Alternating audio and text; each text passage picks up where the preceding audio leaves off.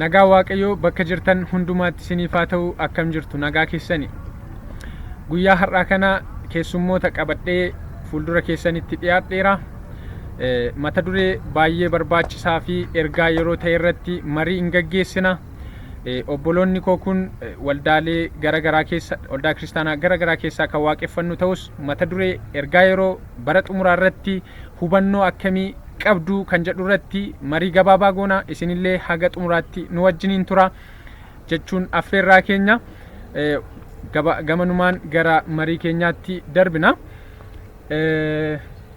Dhaggeeffattoota koo wajjiniin wal baruuf akka ta'utti maqaa keessan dhaabbata amantii keessatti waaqeffattan akkasuma immoo tajaajila dhaabbata amantii keessatti waaqeffattan keessatti taasiftan gosa tajaajila keessanii otoo ibsitanii baay'ee gaariidha. Asiin jalqaba. Maqaan koo Malkaamuu Baqqalaan jedhama. Waldaan ani keessa waaqeffadhu waldaa Sagalee Michuukoo kutaa raajotaa lakkoofsa lammaffaadha. Tajaajilli koo immoo wangeelaa nan lallabaa yeruma sagantaan haalaatan wangeelaa nan tajaajila. Waaqayyo si haa eebbisu. Ani maqaan koo Guddataa Amroon jedhama. Kan hin tajaajilu waldaa Sagalee Michuukoo kutaa raajotaa lakkoofsa lammaffaa cumaan tajaajila. Okay. Tarii gosa tajaajila gootu yoo jiraate yoon tajaajilta ta'e. Gosa tajaajilaa inni godhatu yeroo affeerame carraa argadhetti carraa lallabaa akkas. Okay. Baay'ee gaariidha. Waaqayyo si haa eebbisu. Ani maqaan koo Abbuu Gaaddisaan jedhama. Waldaan keessa tajaajilu waldaa Sagalee Michuukoo kutaa raajotaa keessa hin tajaajila. Gosni tajaajila ittiin tajaajilu faarfannaadhaan tajaajila. Okay. Azaa wangeelaanis lallabu. Egaa obboloonni na waliin iddoo kanatti argattan magaalaa Bishooftuu keessatti waldaa Sagalee Michuukoo kutaa raajotaa lakkoofsa lammaffaa keessatti miseensa akkasuma immoo tajaajiltootadha. Egaa walumaa galatti gara tuqaa marii keenya guyyaa har'aatti darbuun barbaada. Kan nuti irratti mari'annu guyyaa kana Maatiyos boqonnaa 24dha jechuudha. Maatiyos boqonnaa 24 keessatti kan nuti argannu walumaa gala gaaffii fi deebii bartootaa fi Kiristoos gidduutti taasifamedha. Lakkoofsa 3 irraa kaasnee yoo ilaallu bartoonni gaara ejersaa gubbaatti Kiristoosiin kophaatti isa baasanii gaaffii isa gaafatanii ture. Inni immoo dhimma bara xumuraati jechuudha. Nutti himi kuyyoom ta'a milikinni dhufa keetii kan dhuma barichaas maali jedhanii yeroo isaan gaaffii Kiristoosiin gaafatan argina. Lakkoofsa 4 irraa kaasee immoo Kiristoos akeekkadhaa homtinuu akkasiin wallaalchifnetti jechuudhaan waa'ee bara xumuraa isaanitti otoo inni dubbatuuti. Lakkoofsa 14 irra yoo geenyu ergaa barbaachisaa tokko arganna jechuudha. Mee Maatiyos boqonnaa 14 boqonnaa 24 lakkoofsa 14 irra nu dubbisa. Saba hundumatti akka dhugaa ba'uuf wangeelli mootummaa kun guutummaa biyya lafaatti hin lallabamu. Kana booddees dhumni hin dhufaa jedhe. Egaa iddoo kanatti kan arginu Kiristoos akka mallattoo bara xumuraatti wangeelli mootummaa biyya lafaa hundumaatti akka inni lallabamu, kana booddee immoo dhumni akka inni dhufudha jechuudha. Wangeelli mootummaa akka inni lallabamu. Egaa akka jiraata bara xumuraatti wanti nuti bara xumuraa kana keessatti eeguu qabnu keessaa inni tokko wangeelli mootummaa guutummaa addunyaatti utuu inni lallabamuuti jechuudha. Kanumaan kan wal fakkaatu ergaa wal fakkaatu jechuudha. Mul'ata boqonnaa 14 lakkoofsa 6-7 irratti kanuma kan wal fakkaatu arganna. Yoo bira geessite ta'e nu dubbisi. Kana booddee ergamaan biraa tokko wangeela isa bara baraa baatee warra lafa irra taa'anitti saba hundumaatti, gosa hundumaatti, afaan hundumaatti, nama hundumaatti labsuudhaaf bantii waaqa walakkaa utuu balali'uu nan arge. Okay, lakkoofsa 7 nu dabali.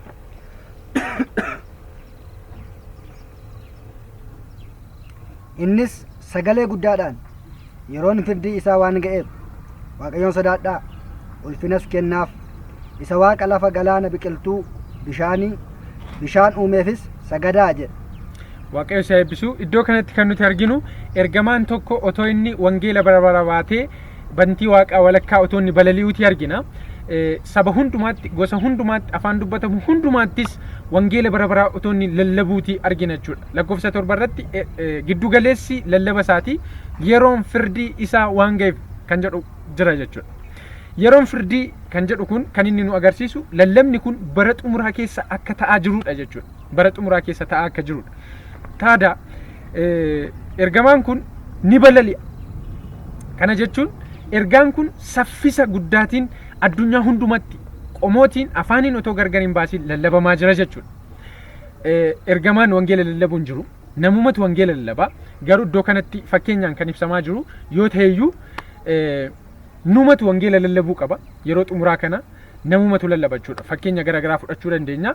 Mana Qarneloositti ergamaan akka inni Phexroosii waammatuuf haala mijeesseera. Garuu kan lallabe mana Qarneloositti kan lallabe eenyudha? Phexroosuma mataa isaati jechuudha. Waaqayyo namicha Itoophiyaatti akka lallabamuuf karaa mijeesseera. Filiphoosin gara namichaatti geesse garuu kan lallabe eenyudha? Filiphoosidha jechuudha. Wangeela kan lallabuu qabu unumadha jechuudha. Argitanii? Unumatu wangeela lallabuu qaba.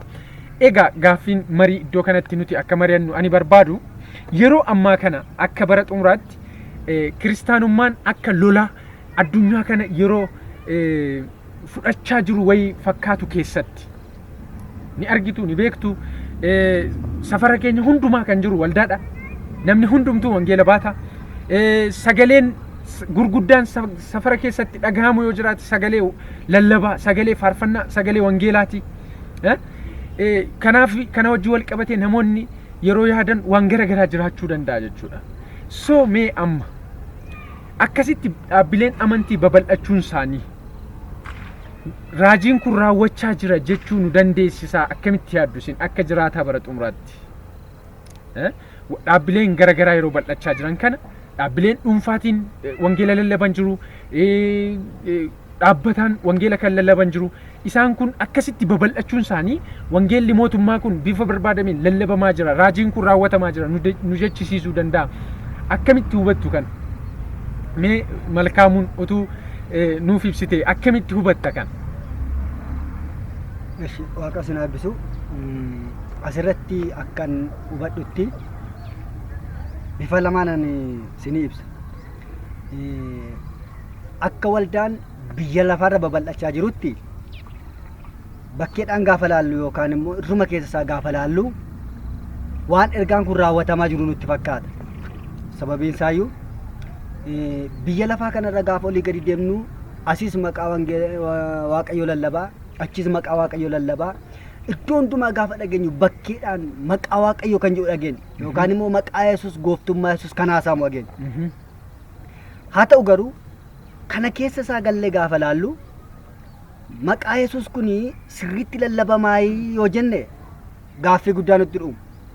Sababiin isaa baay'een maqaa waaqayyoo lallabu malee baay'een wangeela baatanii deemu malee dhoksaan isaa bizineesiidha. Kun nuu galuu qaba. Akka waldaa keenyaatti yookiinis immoo akka waldaa keessatti waaqeffannuutti irra caalmaatti macaafa qulqulluutu barsiifama malee badaasaa raajiin, badaasaa wantoonni garaa garaan jiran. Dhaabbata kaan keessa gallee gaafa laallu garuu maqaa waaqayyoodhaan daldalamaa jira yookaan immoo maqaa waaqayyoodhaan nagadamaa jira. Biyya kanaa deemtee biyyan biraa dhaqu, biyyan biraati immoo dhuftee biyya kanatti hafu, mana kirayii keessaati mana mataa kee ijaarrachuu, yoo makiinaa qabdu ta'e immoo ittiin makiinaa bitachuu. Iddoo kana keessatti gaafa laallu kutaa manuu dubbifte keessatti gaafa laallu bara dhumaatti namni maqaa waaqayyoo dha'u yookaan immoo namni maqaa waaqayyoo lallabu akka ari'atamudha. Ari'atamni guddaan akka namarra ga'u. Har'a garuu tajaajilaan tokko ari'atamaa jira yoo jenne tajaajilaan tokko yoo waldaa banate yookaan immoo yoon tajaajila ta'e abbaa qabeenyaaf barbaada. Lafa inni jirutti itti raajamee, itti lallabamee, ittiin mana bitata, ittiin makiinaa bitata waan ta'eef abbaa qabeenya gurguddaatu barbaada. Macaafni qulqulluun kan jedhu garuu anaaf jettanii hamma jibbamtanitti geessuu jedha iddoo sana. Kun dhugaadhaa gaafa jennu sirrii miti macaafichi lallabamaa jiru isa kana miti. Inni iddoo kana keessatti nu hirametu lallabamaa jira miti.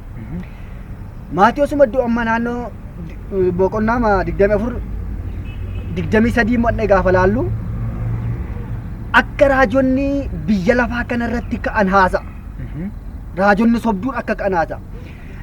Wangeelli mootummaa Waaqayyoo akka raawwatuuf lallabamaa jiratu hin taane isa macaafni qulqulluu sun haasa'e raajonni sobduun biyya lafaarra akka isaan babal'atan addana kana masiitu jira koottu achi sana masiitu jira koottu akka jedhamu masiitu jira koottu gaafa jedhamu Yesuusumatu jira inni Yesuusumadha inni tajaajilu Yesuusumadha koottu ilaali jechuu miti iddoo sana gaafa laalu maqaa Yesuustu lallabamaa jira achitti inni achi maqaa Yesuus miti isa asiitu caala isa achiitu caala isa kanatu caala isa jedhamu sana nu geessa malee isatu ta'aa jira malee macaafni qulqulluu sirriin nama bira ga'an jiru.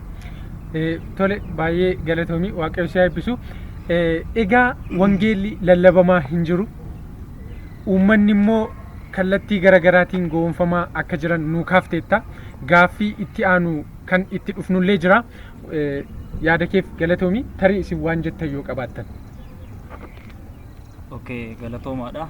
Obboleessi keenya yaada bal'aa baay'ee kaasee jira. Wangeelli lallabamaa jiraayi yoo jenne soobadha lallabamaan jiru. Maaliif dhaloonni baay'een si'ana wangeela dawoo godhatanii dhaloota baay'ee kan bakkeetti hambisaa jiran, dhaloota baay'ee kan burjaajessaa jiran, dhaloota baay'ee kan kuffisaa jiran, dhaloota amma ka'aa jiran. Dawoon isaanii wangeela lallabnaadha garuu dhimmi isaanii dhimma biraadha. Inni kaan dhimma biizinesiiti, inni kaan dhimma biraati. Wangeelli dhugaatiif lallabame yeroo jenne lallabamne malee.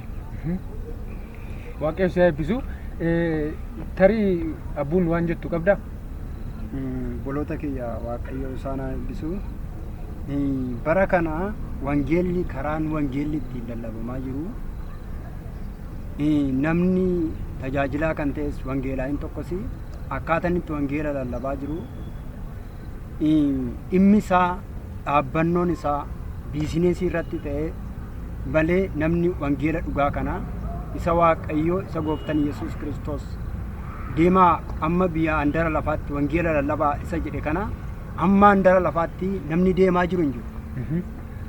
Waldaan amma bara kana wal cina ta'eera. Wal bukkeetti waldaatu ijaaramaa. Dhimma wangeelaa ta'ee biyya tokko keessatti magaalaa Bishooftuu kana keessatti waldaa baay'een hin barbaachistu. Garuu dhimma wangeelaa sababa hin taaneef dhimma biizineesii sababa ta'eef namni wal cinaatti daqiiqaa walakkaa lafa hin deemnetti daqiiqaa 15 lafa hin deemnetti waldaa banaa jira. Bara kana waldaan suuqii ta'e. Bara kana namoonni tajaajilanii xiyyeeffannoon isaanii dhugaarratti miti. Akkas jedha lakkoofsa 14 irraa isaan dubbifamne. Saba hundumatti akka dhugaa ba'uu fi wangeelli mootummaa kun guutummaa biyya lafaatti hin lallabamaa jedha. Namni amma bara kana saba hundumatti dhugaa ba'an jiru. Saba hundumatti dhugaa ba'uu jechuun asii Oromoo kan ta'e Oromoo duwwaatti dhugaa ba'u miti. Amaaraa kan ta'e Amaaraa duwwaatti dhugaa ba'u miti. Bakki wangeelli hin geenye jiraachuu danda'a. Namni wangeela lallaba dhugaadhaan yoo ta'e lafa wangeelli hin geenye lafa waldaan tokko ittiin dhaabanne baadiyyaa keessa deemee wangeela isa dhugaa kana lallabuu qaba ture. Garuu amma namni isa kanarra hin jiru.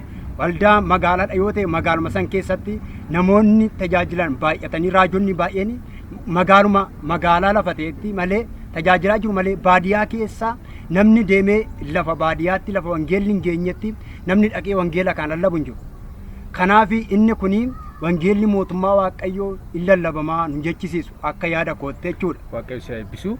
Egaa wangeelli mootummaa kun lallabamaa akka hin jirre bifa barbaadamuun jechuudha. Yaada nu kaastanitti akkuma waliigalaatti keessumayyuu immoo babal'inni amma jiru kun giddu galeessa kan inni godhate ergaa wangeelaa kana dhalootaan ga'uu osoo hin taane faayidaa dhuunfaa giddu galeessa akka godhateedha kan isaan isin hundumti keessan nuu kaaftanii.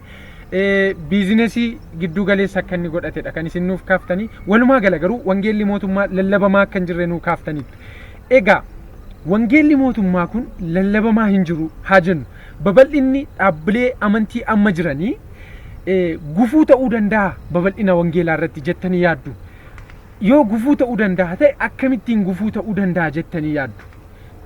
Wanti nuti dagachuu hin qabne garuu iddoo kanatti wangeela jechuun hiikkaansaa ergaa misiraachoo jechuudha. Ergaan misiraachoo immoo dhala namaatiif Kiristoosidha. Kiristoos bifa sirriitiin addunyaaf barbaachisa lallabamuun isaa jechuudha. Kiristoostu barbaachisa dhala namaaf. Kiristoos lallabamuu keessatti babal'inni dhaabbilee amantii kiristaanaa kun amma rakkina qaba jettanii yaaddu. Karaa kam yoo rakkina qaba ta'e karaa kam rakkina qaba jettanii yaaddu? Wanti isin hubattanitti yoo jiraate. Akka koottanii dhaabbileen amma jiran kuni babal'ina wangeelaaf rakkina qabaa'ee yaada. Akkamitti? Akka inni itti rakkina qabu baay'ee isa sila kaafneera. Dhaabbileen waldaalee amma jiran dhaabbilee bizineesiiti waan ta'eef karaa kana ammoo wangeelli lallabamuu hin danda'u. Tajaajilaan tokko yoo dhugaa wangeela jiru kana baasee haasa'e miseensa argatu waan ta'eef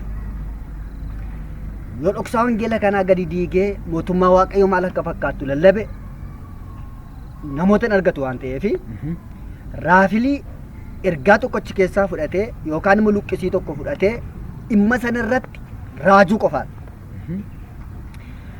Kitaaba tokko dubbisa gidduu kana namicha Naajeeriyaa tokkotu hafuura seexanaa irraa fayyeera.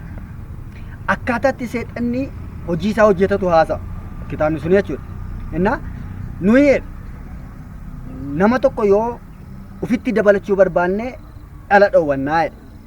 Hin maseensinaa jedha. Yookaan qabeenya dhoowwannaa jedha. Isaatiin booddee immoo namichi kun akka gara keenyatti dhufuudhaaf immoo ati alan qabduu, ati qabeenya qabduu, ati akkasidha ati hiyyeessa jenne sossobnaa jedha. Yoo nutti makamte yoo miseensa keenya taate dhala siilaanna jenna ishee dhala hin qabne isa qabeenya hin qabneen immoo qabeenya siilaanna jennaa jedha. Gaafa inni gara keenya dhufu immoo itti xonoqqollee yookaan immoo irratti hojjechiifne akka inni qabeenya argatu isaafi goonaa jedha. Yaa oga tajaajilli yeroo ammaasi har'a ati waldaa tokko yoo deemtee akka makiinaa bittu sitti raajama. Akka makiinaa bittu sitti raajamu yoo ta'e fedhii keerra dhaabbatee sitti raajamu yoo ta'e bor raajam bira barbaacha deemta waan ta'eef waan ati barbaadu keessi kee maal akka barbaadu ilaalanii sitti raaju. Karaa kana namoota qabatu. Raajuudhaan yookiin immoo wantoota akkasii kana dudubbachuudhaan immoo dhoksaan wangeelaa ni deemaayi jennee gaafa laallu moo deemu? Hin deemu. Akkamittiin hin deemu? Ani qabeenya gurguddaa argadhee mootummaa waaqaa haaluu isuu hin danda'a. Maaliif qabeenyi kun biyya lafaa kana irratti na fayyaddi, foon irraaf na fayyaddi malee mootummaa waaqaa walitti na fayyada. Kanaatiif waan akkasiitu haasa'amaa jira malee dhoksaa wangeelaa hin lallabamu. Eessattiyyuu dhoksaa wangeelaa hin haasa'amu. Waaqayyo si eebbisu. Tarii egaa amma lammaffaa Xiimotewos boqonnaa 4 lakkoofsa 3 yoo laalle dhoksaanuu kaasu tokko qaba bara xumuraa keessatti. Barri itti namoonni dubbii dhugaa dhaga'uu jibban hin dhufaa. Bara sanatti wanta gurra isaanii itti tolu nama isaanitti lallabu walitti qabatu kan jedhu bira geesse yoo ta'e nu dubbisi. Lammaffaa Xiimotewos boqonnaa 4 lakkoofsa 3. Barri itti namoonni barsiisa sirrii fudhachuu jibban dhufuuf jira. Bara sanas akka hawwa isaaniitti barsiisota wanta gurra isaanitti tolu isaan barsiisan walitti in sassaabbatu. Afuritti fufa. Isaan dubbii dhugaa dhaga'uu irraa galagalanii gara mammaaksa amantiitti in goru. Ati garuu waan hundumaatti gara itti gortu beeki. Waaqayyo si eebbisu. Egaa amma barri itti namoonni dubbii dhugaa dhaga'uu jibbanii barsiisa waan gurra isaaniitti tolu qofa nama isaan barsiisa walitti sassaabbatanii dhufu jedha. Iddoo kanatti rakkinni gama eenyuuti kan jedhu hin mari'anne rakkina hin qabu. Isinis tuquu dandeessu rakkoo bara ammaa jiruuf Phaawulos kan inni jechaa jiru namootumti warri dhaggeeffatan uummanni bara itti lallabdoota warra wanta gurra isaaniitti tolu isaaniitti lallaban walitti qabatan dhufuuf jiraadha. Amma rakkinni kan jiru tajaajiltoota bira moo hawaasa biradha jettanii yaaddu? Amma gaa rakkoon wangeelli lallabamaan jiru rakkoo biizinesiiti jechaa irra rakkoon kun uummata bira moo tajaajiltoota bira jettanii yaaddu? Iddoon kun Phaawulos kan inni jechaa jiru uummatumatu walitti qabata wanta gurra isaaniitti tolu jechaa jira. Bara kana akkam mee maal jettanii yaaddu? Rakkoon jiru uummata bira moo rakkoon jiru tajaajiltoota bira jettanii yaaddu? Abbu ani akka kootti gama lachuun jira rakkoon. Sabi tokko tajaajila waan gaarii duwwaa raaju barbaada yoo ta'e sabi sun rakkina qaba.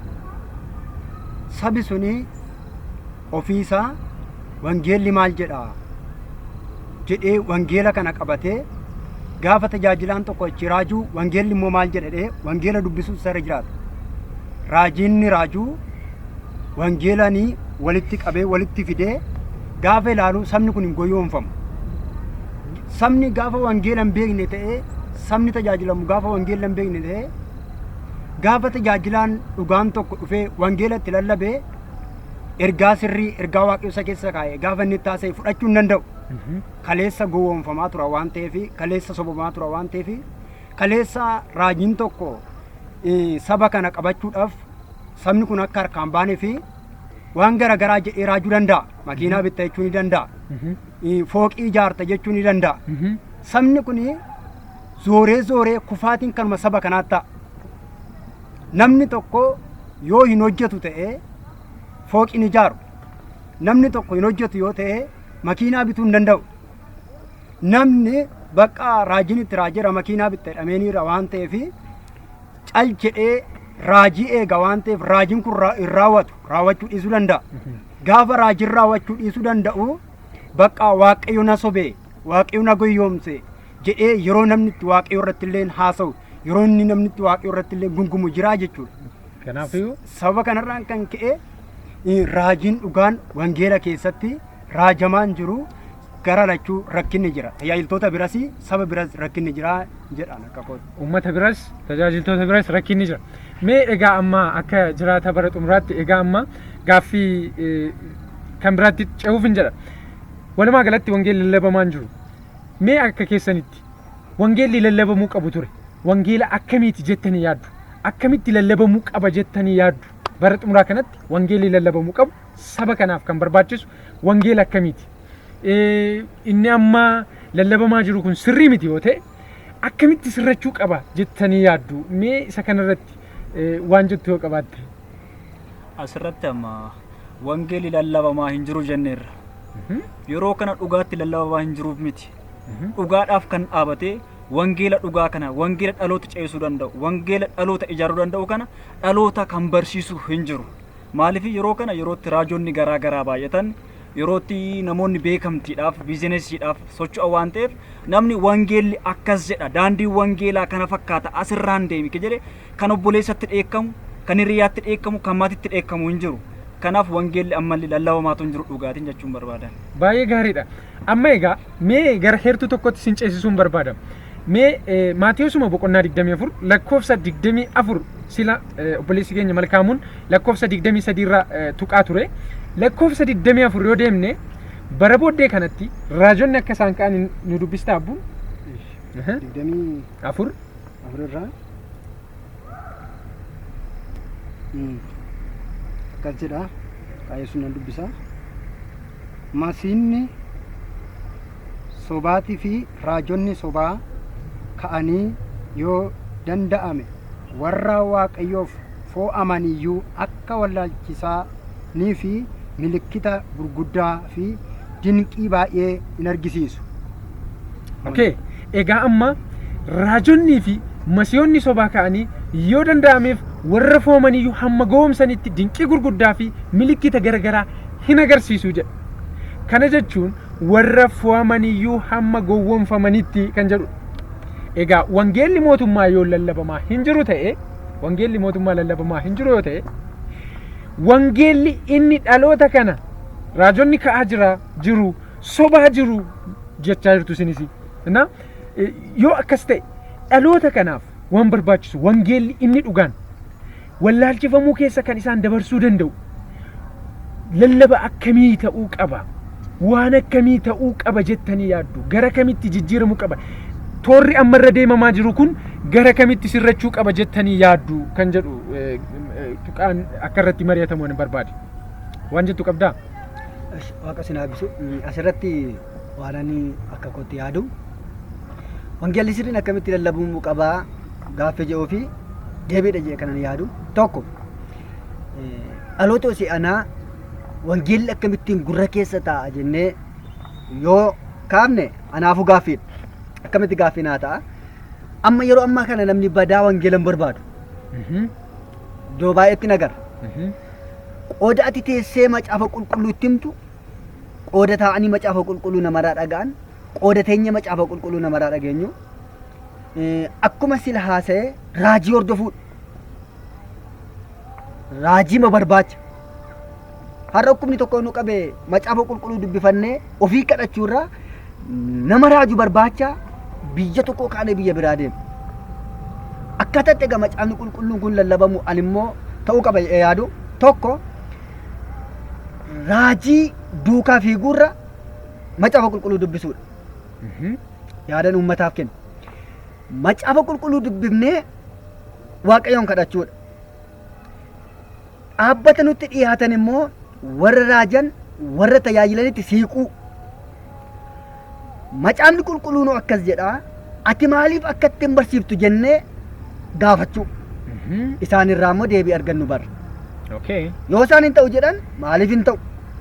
Yoo immoo lakkii yaadni keenya sirrii jedhan akkas jedha jennee itti sinne gaafachuu. Dhaabbata akkatti tajaajilan jechuudha. Akka carraa immoo ofii keenyas yoo tajaajila arganne calluma jennee hirtuu tokko fudhannee fiiguun dursaa macaafa tokko laallee dubbifannee Waaqayyoon irratti kadhannee sabaaf hiru. Iddoo gaaffii nutti ta'utti immoo iddoo rakkan nutti immoo namoota nurra jiran maaliif kunoo nuu galuu dide jennee gaafachuu. Karaa kana wangeelii deema eeyyaa. Baay'ee gaariidha. Walumaa galatti yaadni kee bara xumuraa keessatti nama qorataa ta'uu danda'u qabna yaada jedhu. Bakka. Nama wangeela qoratu ta'uu qabna yeroo akkasiiti wallaalchisa keessaa kan nuti ba'uu qabna jechuudha. Mee ammas isiniif illee gaaffii marii ta'a jedhee kana yaadu akkuma amma ilaalaa jirru maqaama Kiristoostu lallabamaa jira. Gubbaas yoo deemtan maqaama Kiristoostu lallabamaa jira. Godas yoo buutan maqaama Kiristoostu lallabamaa jira. Eessattuu maqaama Kiristoostu lallabamaa jira. Egaa yeroo akkasii kana keessatti mee akkamittiin adda baasuu dandeenya? Inni gaarraan dogoggoree isa godaatu sirriidha. Inni kan koo sirriidha. Inni kan saammoo dogoggora jechuuf amma akkuma obboleessi keenya Malkaamuun iyyuu kaasee warruma nuti faana jirru mataa isaaniiyyuu sirriidha jechuuf sirrii miti jechuuf adda baasuudhaaf akkamittiin adda baasuu dandeenya? Sababni isaa Kiristoos lallabamaa jira. Wangeela kana lallabamaa jira. Sii galeera amma rakkoon jiru jechuudha. Wangeelatu lallabamaa jira. Wangeeluma sii dubbisa. Akkamittiin adda baasuu dandeenya? Dogoggora jiru. Wanti isin jettan yoo jiraate. Akkamittiin adda baafna? Inni gubbaas Kiristoos maal lallabaa? Inni godaas Kiristoos maal lallabaa? Inni garasis Kiristoos maal lallabaa? Inni garanaas Kiristoos maal lallabaa? Garuu garaagarummaan immoo jira. Garaagarummaan jira moo hin jiru kan jedhuuf garaagarummaan jiru iyyuu garaagarummaa rakkoo hin qabu jedhamu miti. Garaagarummaa rakkoo hin qabu kana bira yoo darbine dhimma hin qabu jedhu miti. Tokkoon sinii kaasa garaagarummaa jiru yeroo ammaa kana jechuudha. Dhimma fayyina bara baraa irratti. Dhimma fayyina bara baraa irratti rakkoo guddaa jiru waldaa kiristaanaa har'aa keessa jechuudha. Mee isiniin kaasa wangeelli kan jedhu kan amanee fi kan cuubametu maal ta'a? Fayya. Maariqoos boqonnaa 16 lakkoofsi 16 kan amaneef kan cuubametu fayya, kan hin amanne immoo itti faradama jedha Kiristoos. Kanaafuu cuuphaan dhimma barbaachisa, dhimma fayyina keenyatti gahee guddaa qabudha jechuudha. Wangeela Yohaannis boqonnaa 3 lakkoofsa 3 fi lakkoofsa 5 yoo laalle immoo Kiristoos Niqoodimoosiin maal jedha? Dhuguman siin jedha bishaanii fi hafuuratti dhalachuu yoo baatte mootummaa Waaqaa ijaan iyyuu hin argitu jedheen. Kana jechuun dhimmi cuuphaa dhimma baay'ee barbaachisaadha ammas jechuudha. Efesoon boqonnaa 4 lakkoofsa 5 deemnee yoo laalle immoo amantiin tokko, gooftaan tokko, cuuphaan tokko jedha. Cuuphaan 2 hin jiru, 3 hin jiru, 4 hin jiru. Wangeelli kan beeku cuuphaan tokkuma jechuudha. Argite? Egaa dhimmi fayyinaa, dhimmi jireenya bara baraa wajjiniin wal nu quunnamsiisuu danda'u dhimmi cuuphaa irratti nuti garaagara bahuu hin qabnu ture. Kiristaanni garaagara bahuu hin qabu ture. Amma garuu garaagara. Kana jechuun dhimmuma fayyinaa irratti iyyuu garaagarummaa qabnaa jechuudha. Wangeelli iddoo tokkotti lallabamaa jira nuti jennu iddoo kan biraatti immoo faallaa isaatu lallabamaa jira. Wangeeluma sanatti Galaatiyaa 1:7 yoo dubbisnu wangeela kan biraa waan jedhutu jira. Wangeela kanuma bifa kan biraatiin jechuudha. Egaa yeroo akkasii kana keessatti inni sun sirriidha, inni kun immoo dogoggora akkamitti jechuu dandeenya? kana waan ibsitan qabdu wanta jettan qabdu waan isiniif gale yoo jiraate waanumti isiniif gale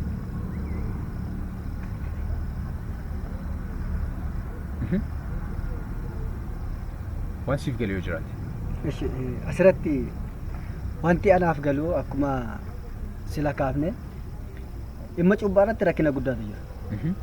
Dhimma cuuphaa qofayyuu miti an fakkeenyaaf hin kaase malee mata duree hedduutu jira. Dhimma cuuphaa irratti rakkina guddaatu jira. Jalqabumaa kaafne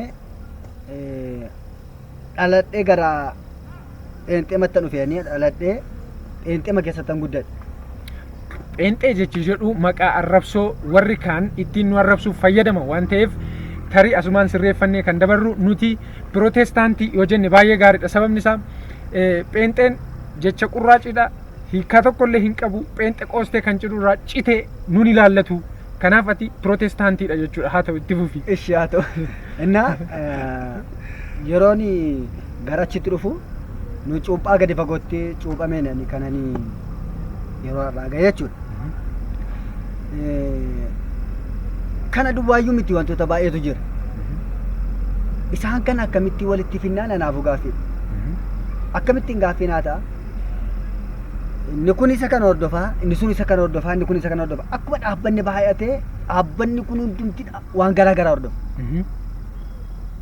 Akkamittiin immoo walitti finna yoon jedhe axxee ati amantaa warraa cuuphaa gadi fagoon irraa wanne axxee maaliif kun hin ta'uu yoo sin jette arabboo kun himman qabu sin jedhanii dhiisu. Gara amansiifnuu hin qabnu.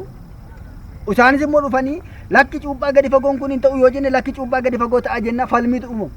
Anaafiyyuu gaaffii.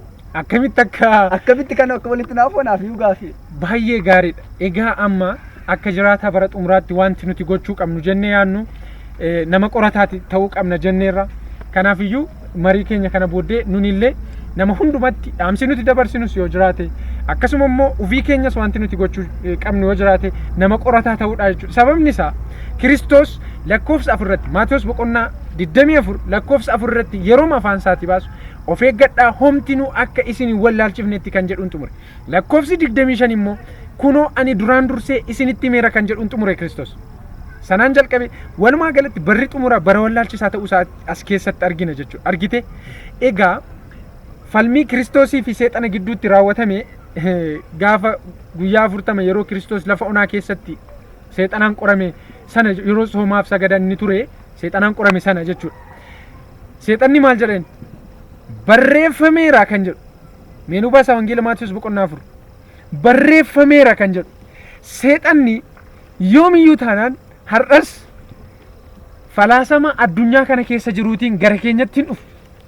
Seexanni kan inni gara keenyatti dhufu barreeffameera wangeela keessatti kan jedhuuni. Sababni isaa nun argatu kaa nun argatu lakkoofsa 6-7 nu dubbisaame. Maatiyos boqonnaa 4 lakkoofsa 6. Ati dhuguma ilma Waaqayyoo yoo taate kana irraa gad of darbadhu. Inni ergamoota isaa siif hin abbooma. Miilli kee dhagaatti akka hin buuneettis isaan harka isaanii irratti si hin baatu kan jedhu caafameera ittiin jedhe. Yesus garuu Waaqayyo kee goofticha gar malee hin eeggatiin kan jedhu immoo caafameera ittiin jedhe. Falmiin Kiristoosiif seexana gidduu jiru caafameera kan jedhu.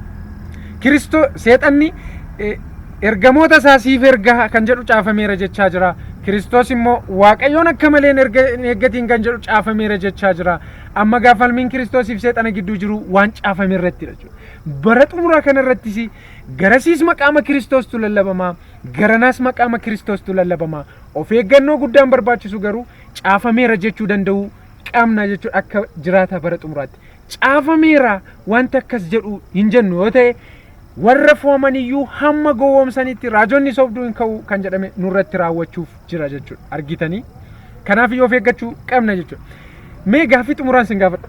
Gaaffii xumuraa marii keenya irratti jechuudha. Bara xumuraatti jedha Maatiyos boqonnaan 24 ari'annaa cimaatu jira jedha. Ari'annaa guddaatu jira jedha. Mee ari'annaa kanarratti atillee sila maqaa isaa tuquu yaalteetta. Ari'annaan bara xumuraa keessa hin jirre jettanii yaaddu. Eeyyee yookiin lakki. Bara xumuraa keessa ari'annaan hin jirre jettanii yaaddu. Ari'annaan illeen kan macaafni qulqulluun jedhe bara dhumaa keessa otuu hin ta'in hin hafu. Ammaaf ammatti garuu ari'annaan wanti ta'e tokko hin jiru. Ari'annaan kan dhufu gaafa wangeelli dhugaan lallabame ari'annaan dhufa. Gaafa namni wangeela dhugaa tokko gaafa haasee kaleessa akkasitti lallabamne jedhee gaafa namatti haaraa ta'u gaafa san ari'annaan dhufa malee har'aaf ammaa fi ari'annaan ta'aa jiru tokkollee hin jiru. Hundumtuu fedhii namaa guutuudhaaf wangeela lallaba waan ta'eef kanarratti ari'annaan namaaf sabaa fi tajaajila gidduu hin jiru jechuudha. Hin jiru jechuudha ari'annaan namaaf. Garuu ari'annaan bara xumuraa keessa hin jira jechuudha. Mee Maatewos boqonnaa 24 lakkoofsa 20 nu dubbisa. Maatewos boqonnaa 24 lakkoofsa 20 maal kee nu dubbisime? Baqachuun keessan yeroo gannaatti yookiis guyyaa sanbataatti akka hin taaneef kadhadhaa. Bakka egaa amma ari'annaatu jira yeroo xumuraa keessa nama kadhataa ta'aa jechaa jira Kiristoos. Argite kadhadhaa ari'annaa jira kadhadhaa jechaa jira. Baqachuun keessan yeroo gannaatti yookiin guyyaa sanbataatti akka hin taaneef kadhadhaa jedha. Mee waa'ee guyyaa sanbataa wanti hin beektan jira? Sababni isaa kadhachuu qabnaa waa'ee guyyaa xumuraatti baqachuun keenya guyyaa sanbataa yookiin yeroo gannaa akka hin taaneefi waa'ee guyyaa sanbataa irratti maaf akkas jedha iyyuu Kiristoos? Wanti hin beektan jira?